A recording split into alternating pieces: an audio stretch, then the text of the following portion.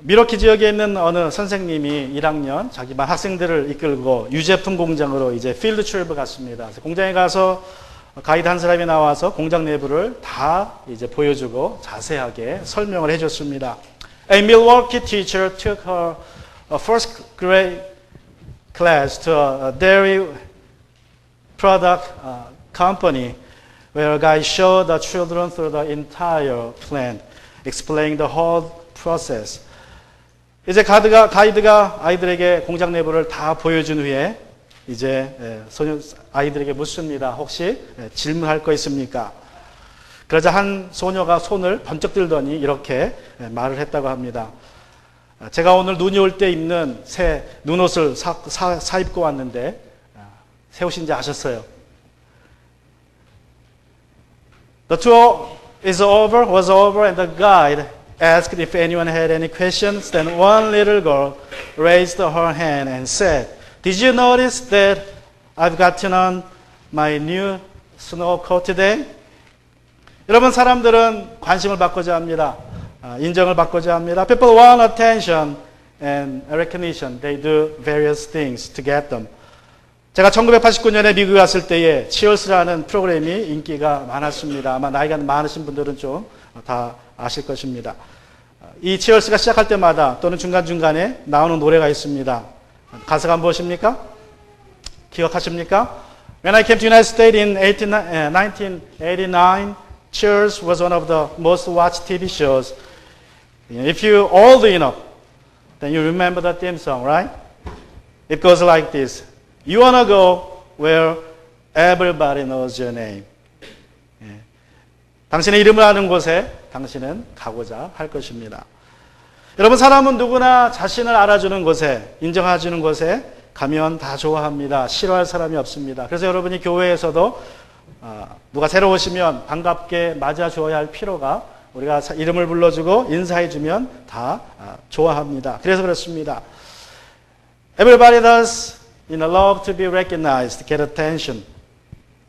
That's why we need to welcome our visitors with open heart, and when they come second time, we need to call their names and welcome them into our fellowship. 그러나 우리 믿음에 성숙해질수록 우리의 관심은 자신에게서 타인에게로 옮겨져야 합니다. But as we grow mature in faith, we have to move our attention from ourselves to others. 우리 예수님께서 그런 삶을 사셨습니다. 예수님께서는 언제나 자기 자신보다 다른 사람들에게 더 집중하셨습니다. 그런 예수님을 보시고 하나님께서는 내가 뽑은 종, 내 마음에 드는 사랑하는 자라고 부르십니다. 우리가 하나님 앞에 섰을 때에 여기 계신 모든 분들이 이와 같은 칭찬을 듣게 되기를 원합니다. Jesus lived such a life that he always paid more attention on others than himself. And God called him, whom I chosen, my beloved, in whom my soul delights. And I want all of us here today to be commended when you stand before God. 자, 예수님이 어떻게 하셨습니까? 우리는 어떻게 해야 이런 칭찬을 들을 수 있습니까? What did Jesus do? What should we do to have those words of commendation from our God? Three things to do. 우리 세 가지로 생각해 볼 수 있습니다. 첫 번째로 우리가 하나님의 뜻을 따라 행해야 합니다. We have to live by the will of God. That's what we need to do first. 우리 예수님께서는 하나님의 뜻을 따라 행하셨습니다. 하나님께서 말씀하지 않으시면 행하지 않으셨습니다. Jesus lived according to the God's words, God's will. When God said nothing, He did nothing. That's what He did.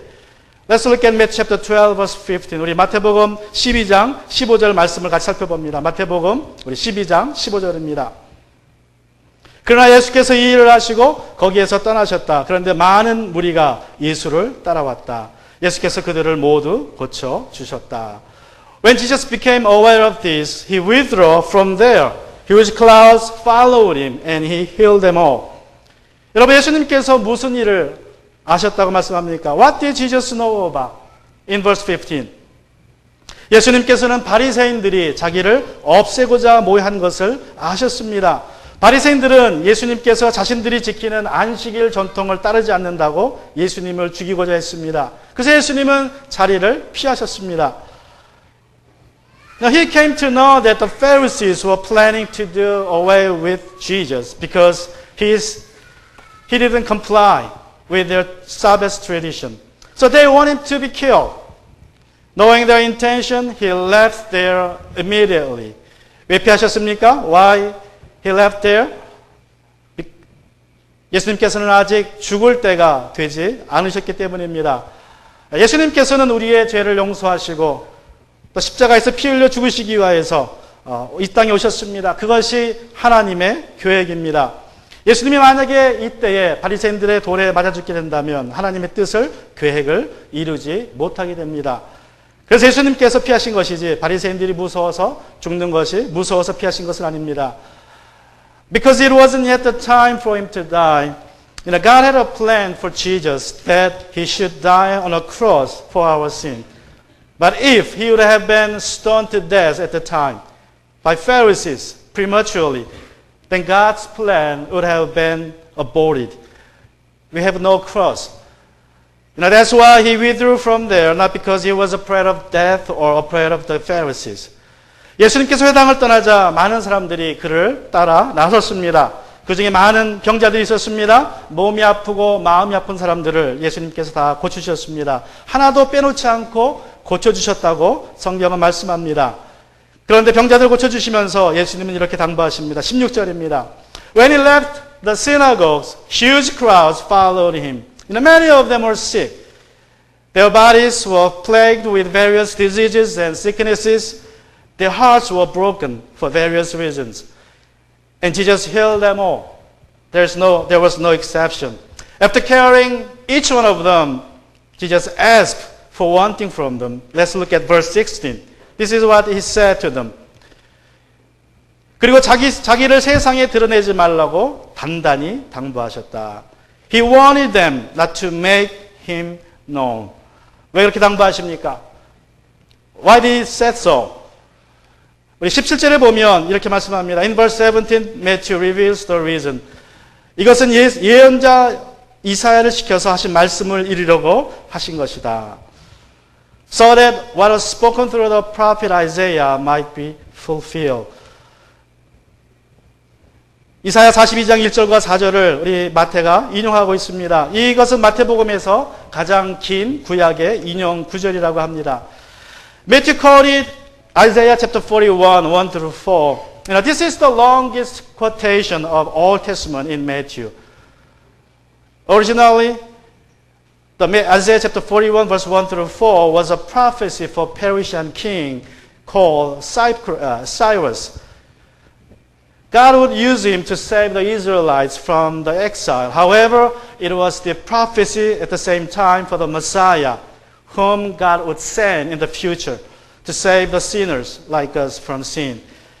이사야 42장 1절부터 4절의 말씀은 본래 페르시아의 왕인 구로스 왕을 위해서 하나님이 예언하신 말씀입니다. 하나님께서 그를 사용하셔서 이스라엘 백성들을 바벨론 포로에서 돌아오게 하신다는 그런 예언의 말씀이었습니다.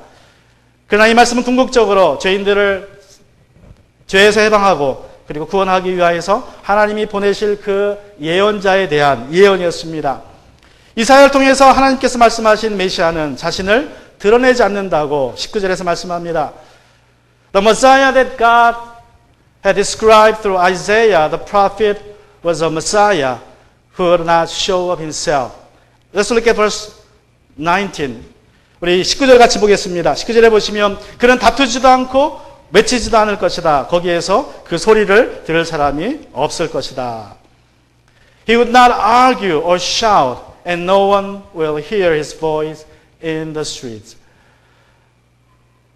메시아는 많은 병사들과 화려하게 행진하면서 오시는 분이 아니라 조용히 아무도 모르게 오실 것이라고 하나님은 말씀하십니다.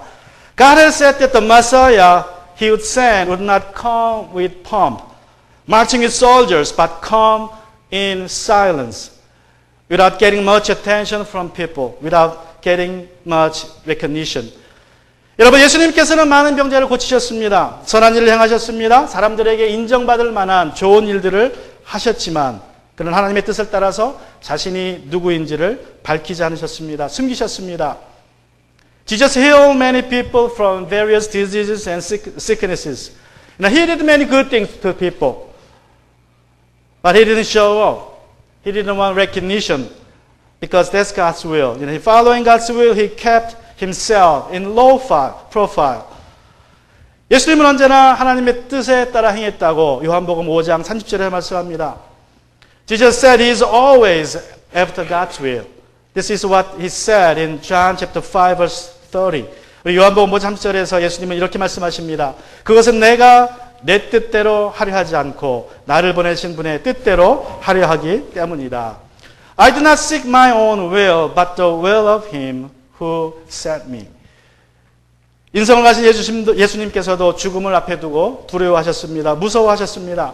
Being clothed in humanity, Jesus was afraid of the imminent death on the Garden of Gethsemane. 그래서 겟세마네 동산에서 예수님은 제자들을 불러 모으십니다. 그리고 기도를 부탁하십니다. 특별히 자신이 사랑하는 세 제자들은 가까이 두시고 이제 위로받고자 하셨습니다. And so he asked his disciples to pray for him on the Garden of Gethsemane. Especially he had 3 of them nearby praying for him, which would be his comfort. 그래서 예수님께서 기도하시면서 피땀을 흘리셨다고 성경은 기록하고 있습니다. 예수님은 몸과 마음이 말로 표현할 수 없는 그러한 고통으로 짓눌리셨고 그 고통 속에서 피가 땀으로 이제 몸 밖에 흘러나왔다고 성경은 말씀하십니다. 그럼에도 불구하고 예수님은 이렇게 기도하십니다. As he prayed, he literally sweated blood. His body and his mind were pressed down with an extreme agony, and his blood oozed out through his skin. Nonetheless, this is how Jesus ended his prayer. Let's look at Matthew chapter 14, verse 36. 우리 마태복음 14장 36절부터 말씀을 보시면 이렇습니다. 아버지께서 모든 일을 하실 수 있으니 내게서 이 잔을 거두어 주십시오. 그러나 내 뜻대로 하지 마시고 아버지 뜻대로 하여 주십시오. And he said, Abba, Father, all things are possible for you. Take this cup away from me. Nevertheless, not what I will, but what you will.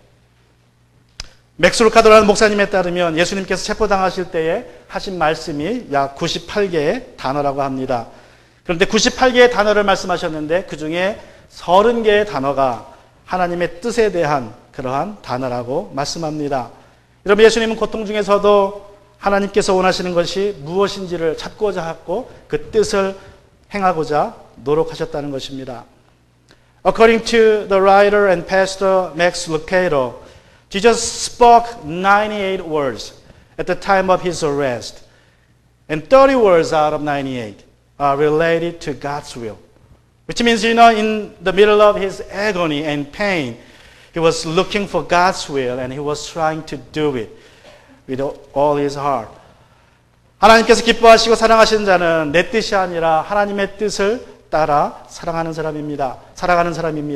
Those whom God loves and delights are the ones who try to live by God's will, not one's own will. And secondly, those whom God loves and delights are led by the Holy Spirit. 두 번째로 하나님께서 기뻐하시고 또 사랑하시는 사람은 성령을 따라 행한다고 성경은 말씀하십니다. 여러분은 무엇을 따라 살고 있습니까? 대중을 따라 사십니까? 아니면 유행을 따라 사십니까? 아니면 자신의 생각이나 남의 의견을 따라 사십니까? By what are you being led? By crowds, by fad, or by your own thoughts, or by others' opinion?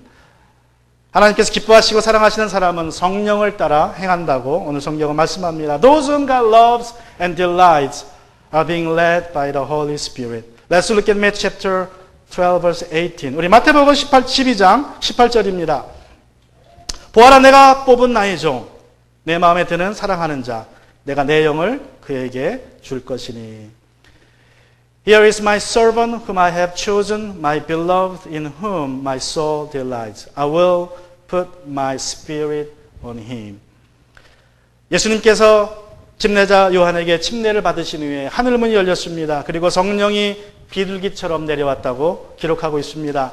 그리고 어떻게 됐습니까? 예수님께서 곧바로 성령에 이끌려서 광야로 들어가셨고 사단에게 시험받았다고 누가복음 4장 1절과 2절을 말씀합니다. After Jesus had been baptized by John the Baptist, the heavens were being opened and the Holy Spirit descended on him like a dove. And he was being led by the Holy Spirit into the wilderness to be tested by Satan as recorded in Luke chapter 4 verse 1 and 2. 여러분 성령을 따라 산다는 말은 앞서 살펴본 뜻대로 하나님의 뜻 따라 산다는 말과 비슷한 것 같지만 좀 차이가 있습니다. You know, following God's will and being led by the Holy Spirit, they somehow sounds the same, and at the same time, there is some subtle difference between them. 가령 이런 차이입니다. 하나님의 뜻대로 산다는 것은 여러분 하나님의 뜻은 목적지라고 한다면 성령의 인도를 받는 것은 목적지에 이르는 방법을 이룹니다. You know, the difference is like this. For example, if God's will is destination, then being led by the Holy Spirit is like how you get there, the method, how to get to the destination.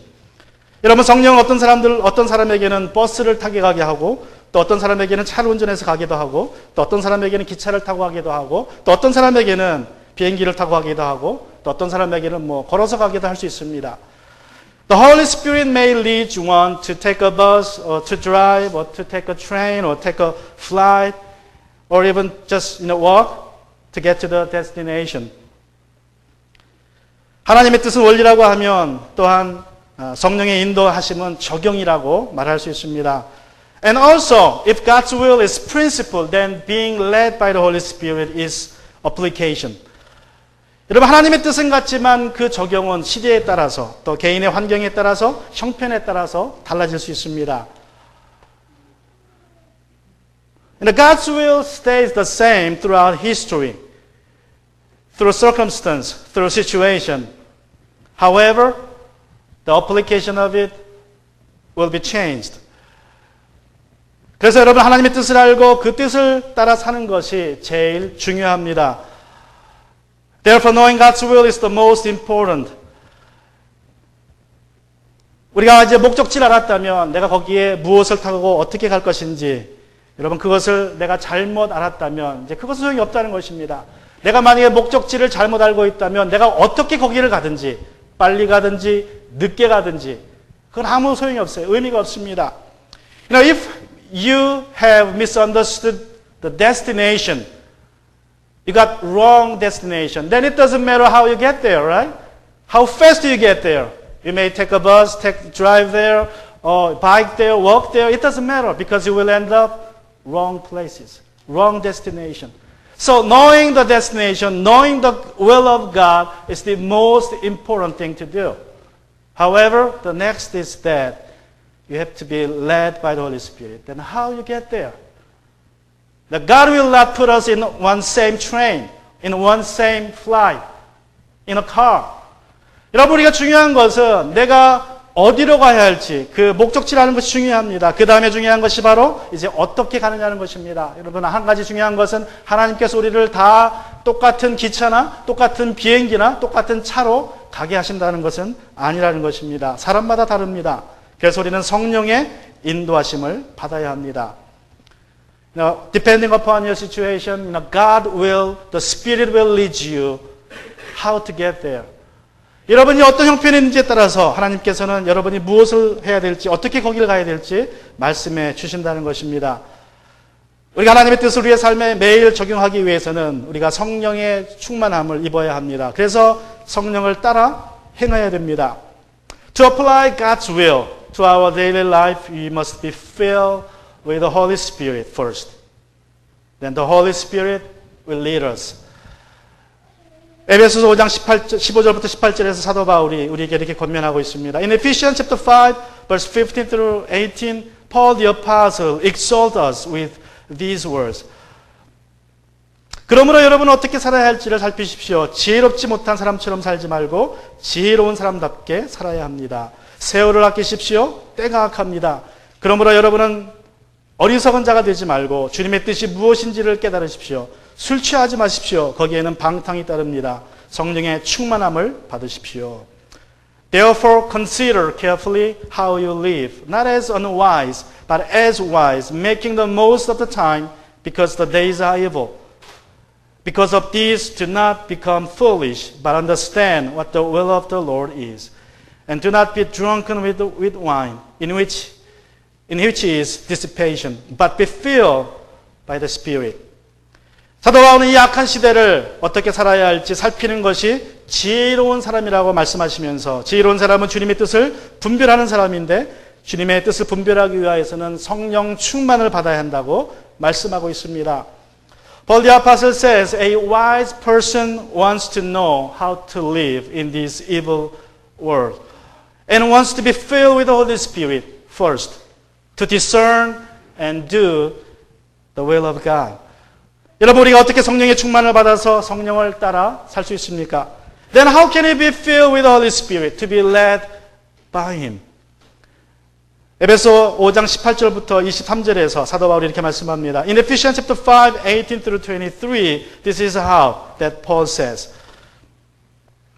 우리 5장 18절 먼저 한글로 봅니다. Let's look at it in Korean first. 술 취하지 마십시오. 거기에는 방탕이 따릅니다. 성령의 충만함을 받으십시오. 시와 찬미와 신령한 노래로 서로 화답하며 여러분의 가슴으로 주님께 노래하며 찬송하십시오. 모든 일에 언제나 우리 주님의 주 예수 그리스도의 이름으로 하나님 아버지께 감사를 드리십시오. 여러분 그리스도를 두려워하는 마음으로 서로 순종하십시오. 아내되니 여러분 남편에게 하기를 주님께 하듯 하십시오. 그리고 그리스도께서 교회의 머리가 되신 같이 남편은 아내의 머리가 됩니다. 바로 그리스도께서는 몸의 구주이십니다. Let me read it in English. And do not be drunken with wine, in which is dissipation, but be filled by the Holy Spirit, speaking to one another in psalms and hymns and spiritual songs, singing praises in your heart to the Lord, giving thanks always for all things in the name of our Lord Jesus Christ to God and Father, being subject to one another out of reverence for Christ. Wives to their own husband as to the Lord, because the husband is the head of the wife, as also Christ is the head of the church, He Himself being the Savior of the body. 여러분 히브리어 성경에 보면 이 18절과 23절까지의 말씀은 한 구절입니다. 헬라어 성경에서.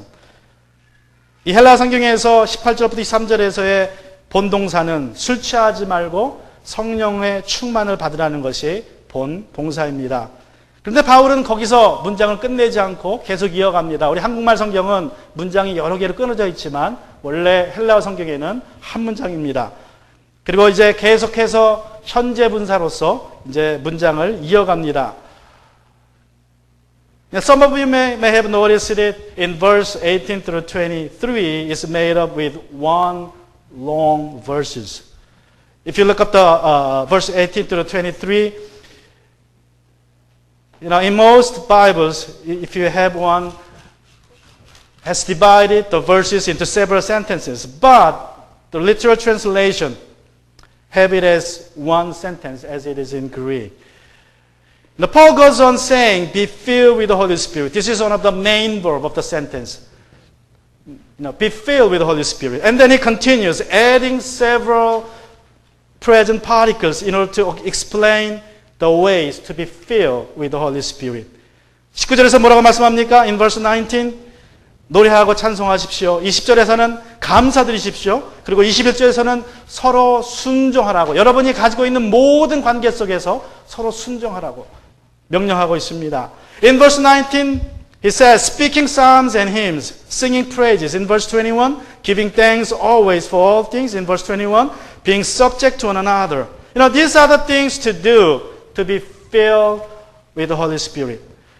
노래하고 찬송하라는 말은 예배와 기도를 뜻합니다. 공적으로 또는 개인적으로 기도하고 예배에 집중해야 됩니다. 그런데 문제는 오늘날 많은 사람들이 성령 충만받는 방법은 기도하고 예배만 드리면 된다고 생각하는 것입니다.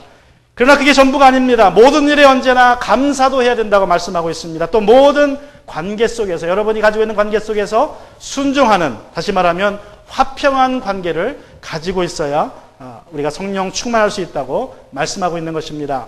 Singing and praising means worship and prayer.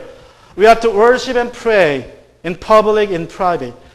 But the problem is that we think worship and prayer are the only things to do to be filled with the Holy Spirit. Now that's not true. That's not what the Paul says. We need to do two things more. We must give thanks in all circumstances. And also we must be subject to one another. That's what Paul said. In every relationship, you must have a peaceful relationship. 여러분, 바리새인들은 조상들의 전통에 이끌려 살다가 그들은 메시아를 죽였습니다. 자신들이 옳다고 생각했습니다. The Pharisees were led by their traditions of their elders that they crucified their Messiah on the cross. They thought they were doing the right thing. 잠버년을 여러분 알고 계실 것입니다. 잠버년은 이제 복음을 전한다는 이유로 감옥에 갇혀서 살게 되었습니다. You know the name John Bunyan who wrote up the famous book. He was once in prison for preaching the gospel. 그런데 그는 믿음의 사람이었고 성령에 이끌려 사는 사람이었습니다. 그래서 감옥에서 간수도 그를 아주 선하게 대했다고 합니다. Knowing that he was a man of faith and lived a spirit-filled life, the guard treated him very nicely, even in the prison. 그런데 어느 날 간수가 전본연에게 이제 호의를 베풉니다. 가족들을 못 본 지 오래됐으니까 집에 가족들을 보고 오라고 풀어줬어요. And one day he gave favor to John Bunyan, saying, it's been a while that you haven't seen your family, so I will let you go for a day and come back. He just released him on his authority. 그래서 잠버년이 감사한 마음으로 감옥에서 나와서 이제 가족을 방문하는 그러한 길로 가고 있었습니다. 집에 가고 있는데 갑자기 마음속에 감동이 옵니다. 성령님께서 말씀합니다. 돌아가라. 감옥으로 돌아가라. Being thankful, he was walking on his way to his home. But all of a sudden, he got some kind of impression. He heard the voice. He felt the voice in his mind. Return to the prison immediately. Return now. So he did. He stopped going to see his family and returned to his cell at once. 그래서 그가 이제 바로 다시 감옥으로 돌아갔습니다. 간수가 놀랍니다. 왜 돌아왔습니까? 성령께서 돌아가시라고 하기에 돌아왔습니다. The Holy Spirit told me, go back. So I did.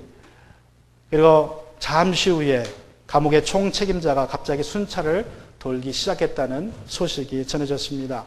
만약에 존버년이 성령에 이끌려서 돌아오지 않았다면 이 간수도 큰 공경에 처했을 것이고 존버년도 큰 어려움에 처했을 것입니다. Moments later, the guard was notified that his superior was on patrol. And if John had not been there, he and the guard could have been in a big trouble. 여러분, 우리가 사는 세상은 너무나 복잡한 세상입니다. 악한 세상입니다. 미국에서는 마리아나가 이제 합법화되고 있고 동성연애가 합법화되고 있습니다. 이 어두운 시대에 우리가 성령의 인도가 더욱 필요한 줄로 믿습니다. We are living in a complex and evil world. Some states in the United States have legalized marijuana and homosexual marriage. We are living in a time we desperately need the guidance of our Holy Spirit. And lastly, those whom God loves and delights are the ones who show mercy. 세 번째로 하나님께 사랑하시고 또 기뻐하시는 사람은 긍휼을 베푼다고 오늘 성경은 말씀하고 있습니다. 여러분, 예수님께서는 하나님의 뜻을 따라 행하셨고 성령을 따라 행하셨습니다. 또 예수님은 긍휼을 베푸는 삶을 사셨습니다. Jesus lived by the will of God and was led by the Holy Spirit. And also he showed mercy to the people. Let's look at verse 20. 우리 같이 20절을 보시면 이렇게 말씀합니다. 정의가 이길 때까지 그는 상한 갈대를 꺾지 않으시고 꺼져가는 심지를 끄지 않을 것이다. Who will not break a bruised reed, and he will not put out a smoldering wick until he has led justice to victory. 여러분, 팔레스타인에서 어떤 갈대는 12피트, 그러니까 약 3m까지 자란다고 합니다. 갈대가 엄청 크게 자라죠. 근데 갈대가 용도가 여러 가지라고 합니다. 갈대는 이제 한쪽을 뾰족하게 잘라서 고기를 잡는 창으로도 사용하기도 하고, 또 지팡이처럼 사용하기도 하고, 또 피리를 만들어서 불기도 한다고 합니다. 또는 잣대로 사용하기도 합니다. 길고 이게 이제 곧게 자라니까 거기다 이제 잣대처럼 사용하기도 한다고 합니다. 그리고 펜으로도 사용합니다. In Palestine, some kinds of reeds grow up to 12 feet. The reeds were used in many ways in ancient times. People used it as a fish spear and as a staff and as a flute. They made a flute out of it and even a measure or pen. 그런데 여러분 갈 때는 속이 비어있는 그냥 큰 풀입니다. 쉽게 얘기하면. 그래서 쉽게 물러지거나 쉽게 부러지게 됩니다. 그러면 사람들은 그 상한 갈대를 버립니다. 왜 그래요? 주변에 널려있는 게 갈대니까 갈대를 귀하게 생각하지 않습니다. 용도는 많은 반면에 너무나 흔하니까 그냥 문제가 생기면 부러지거나 물러지면 그냥 버려버립니다. You know, reeds are empty inside that they are easily broken. So once reed came to be broken, people would throw it away because it's easy to find, easy to get. You know, they don't mind just throwing it away. 또 심지가 타서 초롱불이 밝지 않으면 심지를 뽑아서 새로운 심지를 버리고 새로운 심지를 만들어 놓습니다. Also, when a wick would smolder, they would take it out and install a new one. 상한 갈 때나 꺼져가는 심지는 도움이 필요하고 연약한 하찮은 정말 우리가 생각 없이 버리는 그러한 것들을 의미합니다. A broken reed and a smoldering wick symbolize helpless and useless people. 여러분 세상 사람들은 자기에게 유익이 되면 달라붙고 유익이 되지 않으면 버립니다. 그러나 믿음의 사람들은 전혀 도움이 안 되고 유익이 없는 사람들에게 더 관심을 주어야 합니다. 예수님이 그렇게 하셨습니다. Unbelievers stick to those who will be beneficial to them, will be helpful to them, but disregard those who aren't. Believers should be different in treating low-profile people. Now, we should give more attention to those who are helpless and useless, as Jesus did. 한 소년이 엄마의 심부름으로 길모퉁이에 있는 가게에 빵을 사러 갔습니다. 그런데 소년이 돌아오지 않습니다. A young boy was sent to the corner store by his mother to buy a loaf of bread. He was gone much longer than he should have been. 마침내 소년이 돌아왔을 때 엄마가 묻습니다. 소년에게 어디 갔었니? 너 때문에 걱정을 많이 했잖아. When he finally returned, his mother asked, Where have you been? Now I've been worried sick about you. 그러자 소년이 대답합니다. 글쎄 길 가는데 조그만 어린아이가 자전거가 고장났다고 울고 있잖아요. 그래서 내가 가서 도와줬어요. Well, he answered, there was a little boy with a broken bike who was crying. So I stopped to help him. 아이고 그래 내가 자전거도 고칠 수 있었구나. 엄마가 그것도 몰랐네. 하고 엄마가 말합니다. I didn't know you knew anything about fixing bikes, his mother said. 그러자 소년이 말합니다. 제가 자전거를 어떻게 고쳐요? 단지 저는 그 어린애와 함께 울었을 뿐이에요. I don't, he replied. I just stayed there and cried with him. 여러분 예수님께서는 전능하신 분이시기에 손 마른 사람을 보시면 고쳐주셨습니다. 문둥병자를 보시면 고쳐주셨습니다. 귀신 들린 사람을 보시면 귀신을 쫓아주시고 심지어는 죽은 아들을, 과부의 죽은 아들을 살려주시기도 했습니다. Being a man of power, Jesus healed the man with a paralyzed hand, and lepers, and demon-possessed people. And even he raised the son of a widow. 여러분, 그러나 우리에게는 그런 능력이 없습니다. 그래서 많은 경우에 어렵고 힘든 사람들을 위해서 우리가 할 수 있는 것은 거의 없습니다. 그런 때에 우리가 그들을 외면하지 않고 그들과 함께 울어줄 수 있다면 그것도 우리가 그들에게 긍휼을 베푸는 것입니다. Now, Jesus had a lot of power and authority to do many things, great things and miracles, but we don't have those powers. Most of the time, there are not much things for us to do for those in need. However, if we can be with them and cry with them in such a case, then I believe we are showing mercy to those people. 어떤 사람이 이렇게 말했습니다. 만약에 우리에게 가장 큰 필요가 교육이라면 하나님께서 우리에게 교육자를 보내실 것이다. 만약 우리의 가장 필요가 기술 문명이라면 하나님께서는 과학자를 보내셨을 것이다. 만약 우리의 가장 큰 필요가 오락과 쾌락이었다면 하나님께서는 엔터테이너를 우리에게 보내셨을 것이다. 그러나 우리의 가장 큰 필요는 궁율이었기에 하나님께서는 우리에게 구세주를 보내주셨다. Someone said, if our greatest need had been education, God would have sent an educator. If our greatest need was technology, God would have sent a scientist. If our greatest need was entertainment and pleasure, God would have sent an entertainer.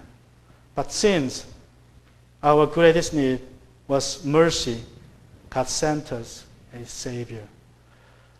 여러분, 이제는 하나님께서 세상에 여러분을 보내셔서 그 긍휼을 보여주기를 원하십니다.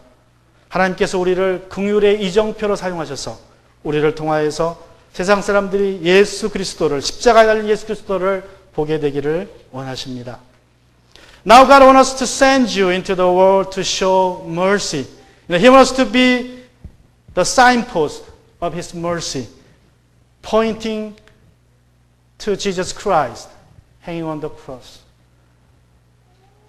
사람들은 트위터나 페이스북에 몇 명이 자신을 팔로우하는지 자랑합니다. 또 많은 사람들에게 관심을 받는 것을 즐겨합니다. 그러나 여러분들은 하나님께 인정받는 분들 되기를 주님의 이름으로 축원합니다. People boast of the number of their followers on their Twitters and Facebook account. And they are proud of getting much attention from people, but I exhort you to be recognized by God.